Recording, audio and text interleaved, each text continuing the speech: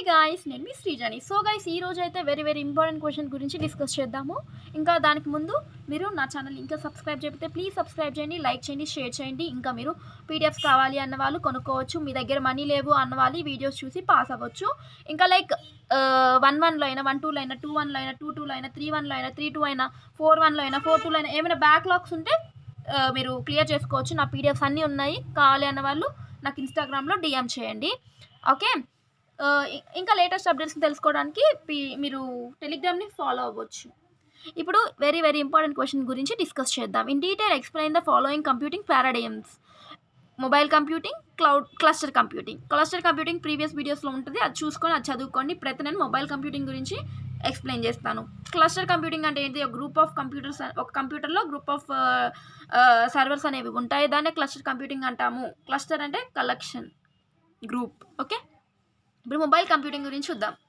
Mobile computing is a technology allows transmission of data, voice and video via computer or any other wireless enabled devices without having to be fixed physical link. For this mobile computing is used by a computer while on the move. We are moving or roaming one place to other place. Mobile computing can access anywhere and at any time. The main concepts involved in mobile computing is mobile communication, mobile hardware, mobile software, with the help of which services we are transmitting data in mobile computing. ఇప్పుడు మనం mobile computing అంటే ఏంటంటే, mobile computing అనేది ఒక technology. అది అసలుకి ఏమేమి అలో చేసిద్ది? లైక్ డేటాని అలో చేసిద్ది, వాయిస్ని అలో చేసిద్ది, వీడియో అలో చేసిద్ది. ఎలాగా ఒక కంప్యూటర్ని యూజ్ చేసుకుంటా ఏదైనా ఒక వైర్లెస్ కమ్యూనికేషన్ వల్ల మనము డేటా అనేది ఒక ఫిజికల్ లింక్ నుంచి డేటా అనేది షేర్ చేస్తాం. నిజంగా మొబైల్ వల్ల మనకి ఏం యూజ్? కాల్స్ చేసుకోవచ్చు, వీడియో కాల్ చేయొచ్చు, వాయిస్ పంపవచ్చు, ఇంకా వీడియోస్ని ఎవరికైనా షేర్ చేయొచ్చు, వీడియో తీయొచ్చు, ఏదైనా కాల్స్ చేసుకోవచ్చు. ఇదంతా ఎలా జరిగింది? ఒక నెట్వర్క్ వైర్లెస్ కనెక్షనే కదా ఇదంతా జరిగేది. కనుక ఏమైనా వాయిస్తో కనెక్ట్ చేస్తున్నామా? ఏదైనా వేరే వాళ్ళకి కాల్ చేయాలంటే నో. Okay, mobile computing is used by computers. ఇది డేటా అనేది రోమ్ అవుతూ ఉంటుంది. ఒక ప్లేస్ నుంచి ఇంకో ప్లేస్కి కాల్ చేయాలంటే మనం ఎలాగా డేటాని కాల్ చేస్తాం కదా, అది ఎలాగా వేరే వాళ్ళతో మాట్లాడవచ్చు కదా మొబైల్ని యూస్ చేస్తూ. అలాగా మనము ఈ మొబైల్ కంప్యూటింగ్ అనేది ఎప్పుడైనా కానీ యూస్ చేసుకోవచ్చు, ఏ టైంలో అయినా యూస్ చేసుకోవచ్చు, ఎక్కడైనా ఉండి యూస్ చేసుకోవచ్చు. ఈ యొక్క మెయిన్ కాన్సెప్ట్ ఏంటంటే మొబైల్ కమ్యూనికేషన్ జరిగింది, ఇంకా మొబైల్ హార్డ్వేర్ ఉంటుంది, సాఫ్ట్వేర్ ఉంటుంది. ఈ మూడిటి వల్ల, ఈ 3 వాటి వల్ల మనం ఏం చేసుకోవచ్చు? సర్వీసెస్ అనేవి తీసుకోవచ్చు. ఒక దగ్గర నుంచి ఇంకొకరికి కాల్ చేసుకోవచ్చు, ట్రాన్స్ఫర్ చేయొచ్చు డేటా అనేది. Okay, mobile software means we are installing application in the mobile communication means how we are communicating and how we are receiving and transmitting data, voice, video calls. And mobile hardware, each device having their own equipment.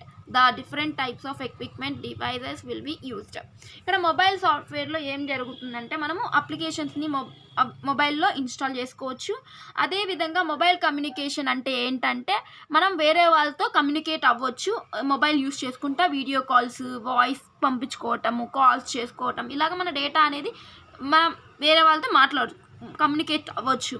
ఈ mobile hardware ఉంటుందిగా, ఆ mobile hardware వల్ల మనము ప్రతి ఒక్క డివైస్కి మనకి different types of devices అనేవి connect చేసుకోవచ్చు. ఓకేనా? Mobile computing refers to the use of computing devices such as smartphones, tablets, laptops while on the move or away from a fixed location. It involves the ability to access and process information wirelessly, often using cellular network or other wireless technologies. అలాగే mobile computing అనేది అసలు ఏం refer చేసేదంటే, దీని యొక్క use ఏంటంటే, like computing devices ఉంటాయి కదా, like smart phones, tablets, ఇవన్నీ ల్యాప్టాప్స్, ఇవన్నీ కమ్యూనికేట్ అవ్వచ్చు మనం ఎక్కడి నుంచి అయినా కానీ. ఈ యొక్క మొబైల్ కంప్యూటింగ్ ఉంటుంది కదా, మనకి ఒక ఫిక్స్డ్ లొకేషన్లో ఉండి మనము యూజ్ చేసుకోవాలని ఏం లేదు, ఎక్కడైనా యూజ్ చేసుకోవచ్చు. ఈ యొక్క ఎబిలిటీ అసలుకి ఏంటి, దీనివల్ల ఏంటి యూజ్ అంటే మనం ఇన్ఫర్మేషన్ అనేది వైర్లెస్గా పంపించుకోవచ్చు ఒక నెట్వర్క్ ద్వారా. ఓకేనా. Mobile computing allows users to perform a wide range of tasks including communication, internet browsing, accessing application and managing data without being restricted to a specific location. చెప్పాను కదా, అదే సేమ్. మొబైల్ కంప్యూటింగ్ అనేది user అనేవాళ్ళు ఎంత పెద్ద task అయినా perform చేయొచ్చు, videos ఎన్నైనా పంపొచ్చు, ఈ ఇంటర్నెట్ని యూజ్ చేసుకుంటూ మనం బ్రౌజ్ చేసుకోవచ్చు, ఏదైనా డేటాని తెచ్చుకోవాలన్నా, మేనేజ్ చేసుకోవాలన్నా, ఎలాంటి స్పెసిఫిక్ లొకేషన్లో ఉండాలని ఏం లేదు, ఎక్కడైనా యూజ్ చేసుకోవచ్చు అని చెప్తున్నారు. Mobile computing is used in everyday personal life to the business environment, allowing users to productive or within the contact as long as wirelessly connection is available.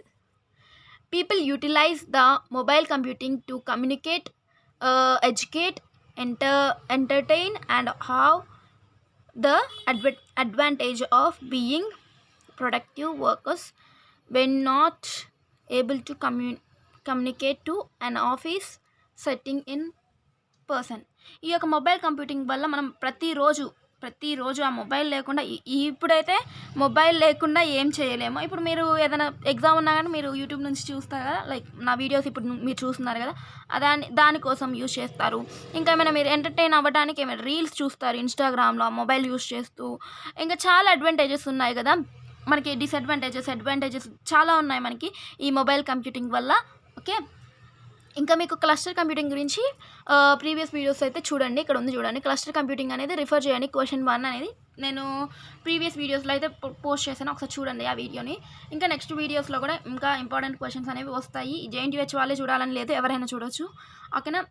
PDFs కావాలి అంటే కొనుక్కోవచ్చు, లేవు అన్న వాళ్ళు, మనీ లేవన్న వాళ్ళు వీడియోస్ చూసి పాస్ అవ్వచ్చు. Thank you.